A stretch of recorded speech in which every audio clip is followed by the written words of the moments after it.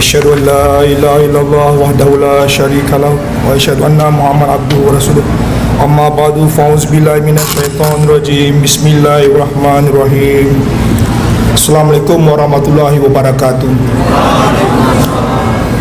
Pembentangan hari ini adalah untuk memotivasikan umat Islam untuk berjihad demi kebangkitan dan kemenangan Islam. Oleh itu, tajuk yang saya akan sampaikan sebenarnya adalah berjudul Jihad Kebangkitan Islam. Diharapkan penerangan ini dapat memberikan pendedahan dan penjelasan sekaligus meluruskan kesalahfahaman umat Islam tentang konsep jihad. Pengertian jihad dari segi bahasa adalah berasal daripada kata jahadah ataupun jahdun yang bererti usaha. Jihad juga bererti daripada kata jahdun, iaitu kekuatan. Ini bermakna jihad bermaksud menggunakan segala kesungguhan, kekuatan, kesanggupan untuk mencapai jalan yang diyakininya tanpa mempedulikan cercaan ataupun permusuhan yang akan dihadapi. Dilakukan semata-mata untuk meraih kecintaan Allah SWT. Jadi berdasarkan definisi ini menunjukkan kepada kita bahawa setiap hari kita akan berjihad, iaitu berjihad menggunakan segala kesungguhan, kekuatan dan kesanggupan kita semata-mata untuk meraih kecintaan Allah SWT. Tapi sayangnya masyarakat sering mengaitkan atau menyempitkan makna jihad dengan jihad mengangkat senjata dan peperangan, terutamanya dalam proses kebangkitan Islam. Penyempitan ini dilakukan oleh kebanyakan para ulama Islam yang telah memomokkan kisah mengenai kemenangan Islam hanya akan berlaku ketika dunia menghampiri kiamat kubra melalui kedatangan Imam Mahdi yang akan membunuh semua orang kafir, mengalahkan negara-negara barat, menegakkan negara Islam, kemudian memerintah seluruh dunia. Kemudian para ulama ini juga mentafsirkan Nabi Isa AS masih hidup dan akan kembali ke bumi bagi membunuh Dajjal, babi dan mematahkan salib. Jelaslah sebenarnya hadis-hadis di atas adalah benar, tapi sayangnya para ulama lebih cenderung mentafsirkan secara fizikal, bukan secara spiritual dan kerohanian. Kekeliruan inilah yang menyebabkan apabila Hazrat Mirza Ghulam Ahmad AS mendakwakan diri sebagai Imam Mahdi dan Nabi Isa yang kedua, kira-kira 125 tahun yang lalu, beliau diejek, dimaki dan difitnah. Semua ini ialah kerana umat Islam lebih percaya kepada cerita-cerita yang bersifat fantasi para ulama daripada cerita yang bersifat realiti yang ada di depan mata mereka. Tanpa disedari, jika penafsiran ini mau terus diguna pakai, ini bermakna umat Islam akan terus berpecah, terus berbunuhan, berperang dan dibuli oleh kuasa-kuasa Dajjal sehinggalah di hujung dunia, di hujung nyawanya. Apakah ini nasihat agama Islam? Agamanya datang daripada Allah SWT? Apakah logik Allah SWT yang maha pengasih dan maha penyayang akan turunkan utusannya, iaitu Imam Mahdi, untuk melakukan keganasan dan pertumpahan darah demi memenangkan Islam? Takbir! Takbir! Ya Malaysia! Ya Malaysia! Takbir ulama mati! Takbir ulama mati! Takbir! Dan lebih berbahaya ialah penafsiran para ulama yang menggambarkan Imam Mahdi lebih hebat daripada Nabi Muhammad SAW kerana mampu mengislamkan dan memerintah seluruh dunia dalam masa yang singkat. Kekecelaruan inilah yang menyebabkan Allah SWT turunkan Imam Mahdi melalui wujud Hazrat Mirza Ghulam Ahmad untuk membersihkan, meluruskan dan memberikan penyerahan mengenai wujud Allah SWT dan ajaran Islam yang sebenarnya. Yang pasti, proses kebangkitan Islam yang kedua kali akan melalui perjalanan dan laluan yang sama dihadapi oleh khataman Nabiin Muhammad SAW dan para khalifahnya. Dan jika umat Islam menolak Hazrat Mirza Ghulam Ahmad dan para khalifahnya sebagai jemaah Imam Mahdi, maka umat Islam tidak mampu untuk mewujudkan proses kebangkitan Islam kerana mereka tidak ada kepimpinan, mereka tidak ada organisasi yang memiliki jaringan di peringkat antarabangsa, negara, negeri, daerah, kawasan yang bergerak dalam satu jemaah dan satu khalifah. Dan mereka tidak ada perancangan dan matlamat dan program. Mereka tidak ada dana. Sekalipun mereka ada dana, mereka tidak mampu untuk membuat stesen televisyen satelit yang beroperasi 24 jam tanpa iklan menyiarkan siar Islam. Mereka tidak mampu menterjemahkan Al-Quran dalam berbagai bahasa. Mereka tidak mampu untuk mengirimkan pendakwah ke seluruh pelosok dunia. Semua ini tidak dapat dilakukan kerana mereka tidak ada semangat jihad kesukarelawan. Hazrat Mirza Ghulam Ahmad telah menanamkan semangat kesukarelawan dalam jemaahnya untuk bergerak jihad yang bersungguh-sungguh dan bermati-matian, membangunkan segala potensi yang ada dalam jemaahnya, menggunakan segala yang ada di sekelilingnya untuk menarik kecintaan Allah dan mengembalikan zaman kegemilangan Islam.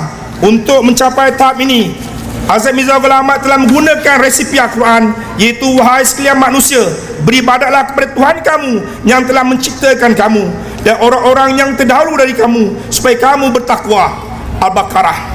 Berdasarkan ayat Quran ini terdapat dua kata kunci penting, iaitu beribadat dan bertakwa. Ini adalah ibu segala jihad. Apabila manusia berjihad menciptakan kualiti peribadatan, ketakwaan yang tinggi, dengan sendirinya menjelma sifat-sifat Allah SWT, sehingga orang lain yang berada di sekelilingnya merasakan insan ini seperti Al-Quran bergerak kerana amalannya sangat persis dan menyamai Al-Quran. Hal inilah ditekankan apabila seorang ingin masuki jemaah Imam Mahdi ini, perlu berikrar memenuhi syarat 10 syarat biat yang memenuhi dua tanggungjawab, iaitu hablum minallah, iaitu tanggungjawab kepada Allah Ta'ala, dan hablum minan nas, iaitu tanggungjawab kepada sesama manusia, iaitu hubungan yang bersifat vertikal, iaitu dengan Allah Ta'ala, dan hubungan bersifat horizontal, iaitu sesama manusia. Dan Hazrat Mirza Ghulam Ahmad juga menegaskan, untuk menarik kecintaan Allah Ta'ala tidak ada pintu lain, pintunya hanya satu, dan ini dijamin oleh Allah SWT berdasarkan firman Allah SWT, qul kuntum tibunallah fattabi'uni yubikumullah, iaitu jika kamu benar-benar mencintai Allah, ikutlah aku, iaitu Rasulullah SAW, nescaya Allah Ta'ala akan mencintai kamu. Hazrat Muhammad Mustafa, Hazrat Muhammad Mustafa, Hazrat Muhammad Mustafa, Ghulam Ahmad ki, Ghulam Ahmad ki, Jamaat Ahmadiyah Malaysia, Narai Takbir. Jadi kenapa Islam mundur? Kita melihat tadi bahawa kalau kita benar-benar ingin menarik cita Allah Ta'ala, ikutlah Rasulullah SAW. Kenapa Islam mundur? Jelaslah bahawa Islam mundur ialah kerana umat Islam pada hari ini telah meninggalkan, tidak mencontohi akhlak Rasulullah SAW. Ini yang menyebabkan Islam mundur. Seolah-olah mana mereka sudah terbang jauh ke bintang suraya. Keadaan ini yang menyebabkan Allah Ta'ala membiarkan negara Islam dijajah, dibuli oleh kuasa-kuasa Dajjal. Mereka berpecah dan berbunuhan. Malah akibat kegagalan menarik kecintaan Allah, mengakibatkan kebanyakan negara-negara Islam dipenuhi dengan masalah penyalahgunaan kuasa, peperangan, rasuah, kekejaman dan penindasan, dan mereka miskin dan mundur dalam semua aspek kehidupan. Persoalannya, siapa punca dan penyebab umat Islam mengalami zaman jahiliah moden? Sebenarnya junjungan suci kita Nabi Muhammad SAW telah membuatkan perkara ini. Baginda telah bersabda, akan datang satu zaman di mana tidak lagi yang tinggal dari Islam kecuali namanya, dan dari Al-Quran yang tinggal hanya tulisannya. Masjid makmur tapi kosong daripada petunjuk. Ulama'nya menjadi wujud yang paling buruk di bawah kolong langit. Kekacauan fitnah, saya ulang sekali lagi, kekacauan fitnah akan keluar daripada mereka dan akhirnya kembali kepada mereka juga. Bahaki. Jelaslah punca sebenar yang menjerumuskan umat Islam ke dalam zaman gelap adalah kerana bermaharajalelanya fitnah dan dusta, dan yang paling menakutkan kita ialah penyebarnya adalah ulama. Sedangkan Allah SWT memberi peringatan bahawa fitnah itu lebih besar bahayanya daripada pembunuhan. Surah Baqarah. Di ayat lain, dosa fitnah itu menyamai dosa syirik menyembah berhala. Allah Ta'ala telah berfirman, jauhlah kenajisan berhala dan jauhlah ucapan-ucapan dusta. Surah Al-Hajj. Kini jelas apa yang sedang berlaku di depan mata kita. Para ulama keji ini mengeluarkan najis fitnah daripada mulut mereka, dan lebih menakutkan lagi, masjid-masjid digunakan sebagai tempat pembuangan najis tersebut. Mangsanya tidak lain tidak bukan ialah terhadap Hazrat Mirza Ghulam Ahmad AS dan jemaahnya, itu Jemaat Ahmadiyah. Itulah jawapan mengapa masjid pada hari ini makmur tapi kosong daripada petunjuk. Dengan kata lain, jika umat Islam telah hilang petunjuk daripada Allah SWT, bererti mereka telah kembali kepada zaman jahiliah. Senjata jahiliah tidak lain tidak bukanlah dusta dan fitnah. Jika kataman Nabi Agung yang mulia juga diserang dengan fitnah dan dusta, apalagi Hazrat Mirza Ghulam Ahmad AS sebagai Imam Mahdi qadim kepada yang mulia Nabi Muhammad SAW, sudah pasti tidak akan terlepas daripada kegilaan dusta dan fitnah. Dusta dan fitnah yang telah menghalang Nabi Muhammad untuk meraih kebebasan agama. Baginda memohon kebebasan berdakwah, memberi penerangan, mengadakan muzakarah dan berbincang untuk kebebasan untuk menuntut kebebasan beribadat dengan aman. Tapi beliau baginda telah dihalang dengan ugutan, peraturan, sekatan dan berbagai undang-undang. Inilah Muhammad Mustafa. Hazrat Muhammad Mustafa. Islam Ahmadiyyah.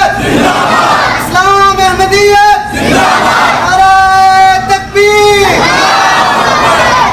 penguasa jahiliah juga dan juga ulama jahiliah juga mengeluarkan fatwa, siapa yang berpindah kepercayaan daripada jahiliah kepada Islam, mereka akan dibunuh. Jelaslah hukuman bunuh ini bukan datang daripada Islam.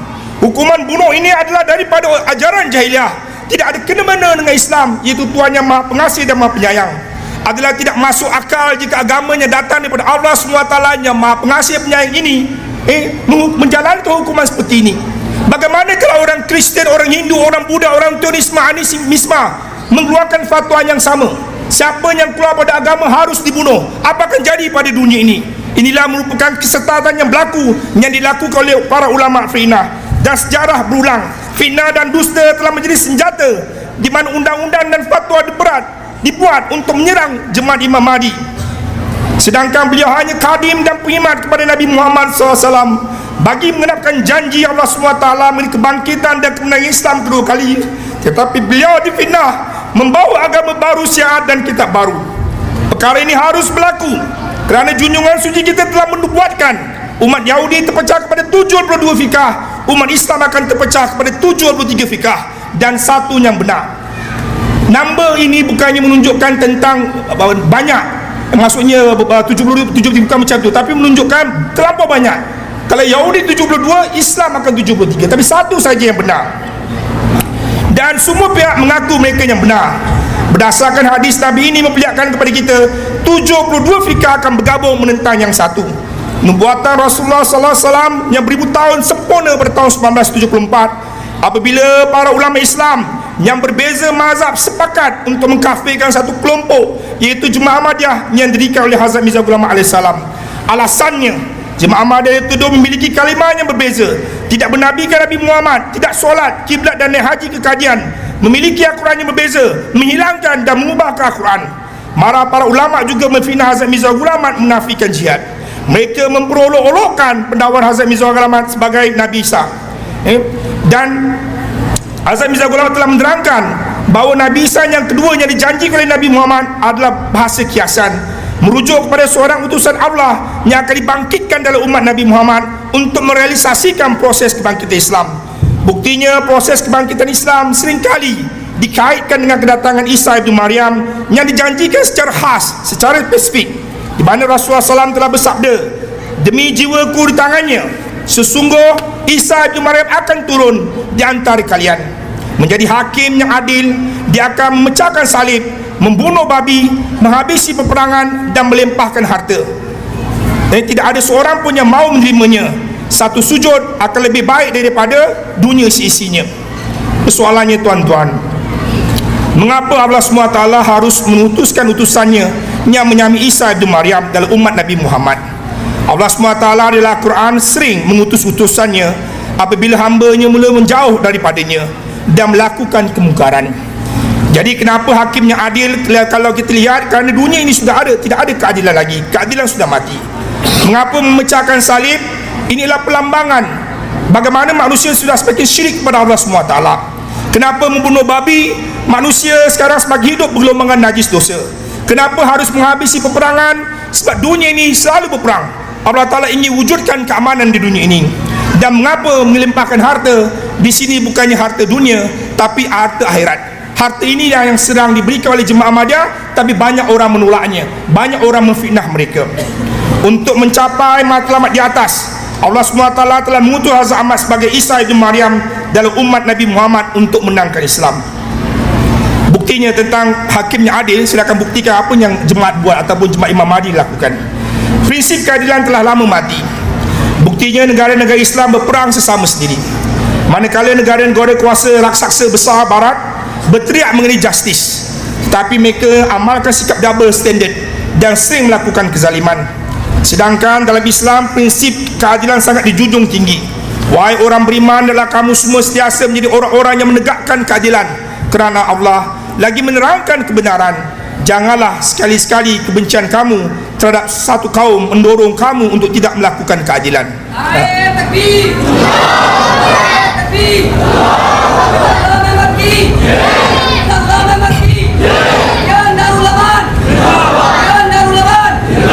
Salam Malaysia. Air takbir. Perjuangan menegakkan keadilan diteruskan oleh Khalifah kelima Jemaah Ahmadiyah Tuan Hazrat Mirza Masrur Ahmad Tuan bin Nasir Aziz. Setiap kali Khalifah Jemaah Ahmadiyah memberikan ucap pertama di parlimen, di seminar-seminar keamanan, seringkali yang ditekankanlah konsep absolute justice ataupun keadilan mutlak sebagai ramuan utama untuk wujudkan keamanan dan kemakmuran dunia. Tanpa keadilan, janganlah kita mimpi untuk menikmati kedamaian.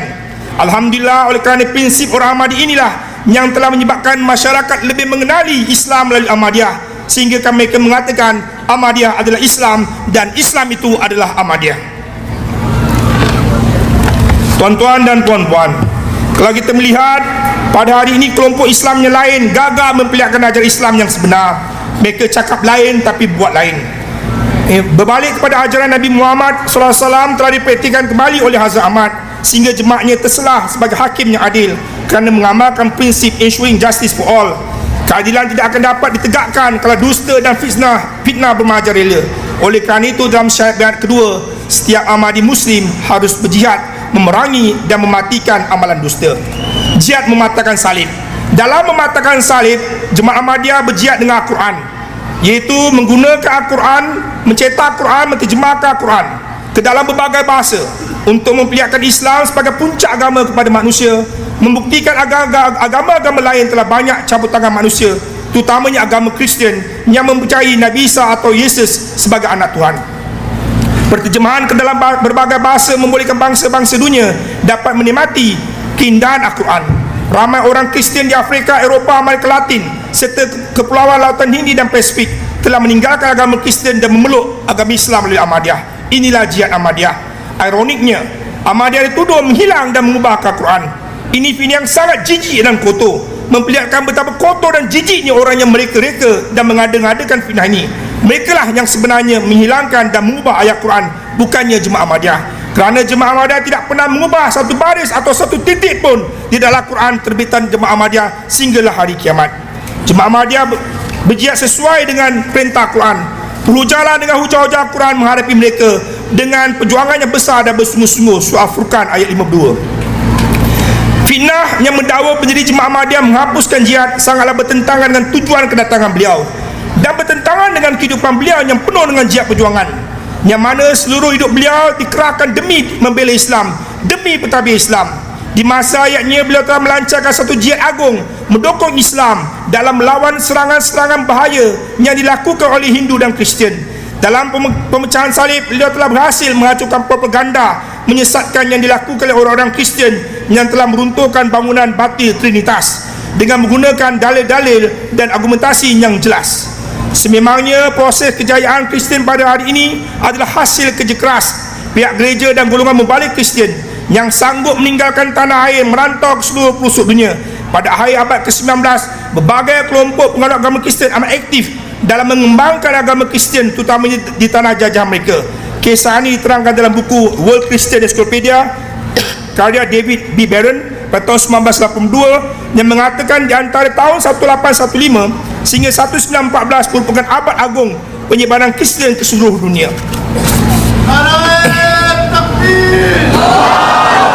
Hazrat Muhammad Mustafa.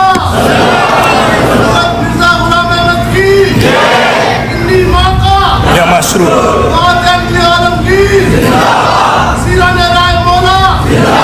Watan Li Malaysia. Kini perjuangan mematahkan salib diteruskan oleh Khalifah yang kelima, iaitu Hazrat Mirza Masrur Ahmad, dengan mengirim para mubalik ke negara-negara barat yang kebanyakannya melambangkan tiang salib. Malah para mubalik Ahmadiyah dikirimkan ke benua Afrika, Amerika Latin dan kepulauan kecil untuk mematahkan salib kerana di sanalah telah mengakar kukuh markas Kristian. Disitulah mubalik Ahmadiyah berdakwah dengan gigih memberi dalil bahawa Yesus telah wafat dan tidak akan kembali ke bumi. Dalil ini telah mematahkan atau mematikan akidah orang Kristian. Jelaslah selagi umat Islam seakidah dengan orang Kristian, mempercayai Nabi Isa Bani Israel masih hidup, selagi itulah Allah SWT akan membiarkan umat Islam berada di zaman gelapnya, kerana akidah mereka seolah-olah mengiyakan bahawa Nabi Isa itulah anak Tuhan. Jihad mematahkan salib diteruskan dengan jihad membina masjid. Ini merupakan jihad yang besar kerana memerlukan pengorbanan harta, wang, masa dan tenaga kepakaran untuk membina masjid. Semua Masjid Ahmadiyah didirikan hasil pengorbanan dan sumbangan ahlinya. Tidak ada satu sen pun daripada mana-mana kerajaan dan organisasi. Masjid adalah lambang kebesaran Islam dan merupakan tubuh untuk mematahkan salib tanpa mematahkan hati penganut agama Kristian. Saya ulang sekali lagi, kita patahkan salib tanpa mematahkan hati penganut agama Kristian, kerana kita berjihad ataupun kita bertablik dengan penuh kasih sayang. Bukannya seperti yang kita lihat bagaimana Huzur dalam bidang Aziz menegur orang-orang Ahmadi yang bertablik di YouTube, bertablik di mana-mana di media sosial, tapi menggunakan cara yang kasar. Huzur menasihatkan lebih baik jangan buat bertablik kalau menggunakan bahasa yang kasar ataupun menggunakan bahasa yang kesat. Banyak gereja telah dibeli dan ditukarkan menjadi masjid, terutama di Amerika Syarikat. Matahari Islam sedang diterbitkan oleh Jemaah Ahmadiyah di Barat.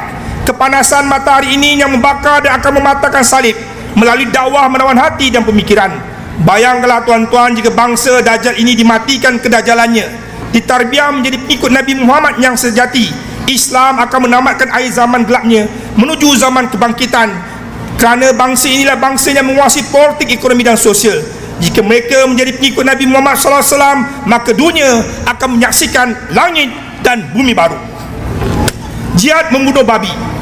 Jemaah Ahmadiyah berjihad membunuh babi, itu sifat babi, kerana sebahagian penduduk dunia telah menganggap bahawa amalan dan gaya hidup Dajjal mesti dicontohi untuk ingin mencapai kejayaan, kekayaan, kebebasan dan kenikmatan hidup. Dajjal bukanlah raksasa, tapi adalah kuasa-kuasa barat yang menguasai sains dan teknologi dan menjadi tuan dalam semua bidang ketenteraan dan ekonomi, dan menjadi mangster dalam bidang hiburan. Mengapa saya katakan mangster? Kerana mereka telah merosakkan generasi kita dengan sifat kebabian, iaitu kehidupan bergelombangan najis dosa, iaitu amalan merokok, minum arak, dadah, seks bebas, hubungan sejenis, kecurangan rumah tangga, rasuah menjadi amalan rutin dan biasa. Inilah sifat babi atau kedajalan yang diperangi oleh Jemaat Imam Mahdi. Alhamdulillah, Jemaat Imam Mahdi menggunakan senjata Dajjal, iaitu teknologi mereka, dengan memperkasakan jihad kerohanian, menggunakan TV satelit, laptop, komputer dan smartphone untuk mendengar ceramah dan pesan-pesan serta nasihat-nasihat khalifah untuk memerangi, membunuh sifat babi dan kedajalan yang mengganas merancuni pemikiran generasi pada hari ini. Seterusnya ialah jihad membunuh babi itu melalui solat. Jihad yang mampu membunuh sifat babi ialah memerangi segala dosa, kemungkaran, najis kemungkaran dosa, ialah jihad mendirikan solat. Mungkin orang-orang di luar jemaat akan keheranan dan mengejek bagaimana solat dikatakan mampu untuk membangkit dan menangkan Islam.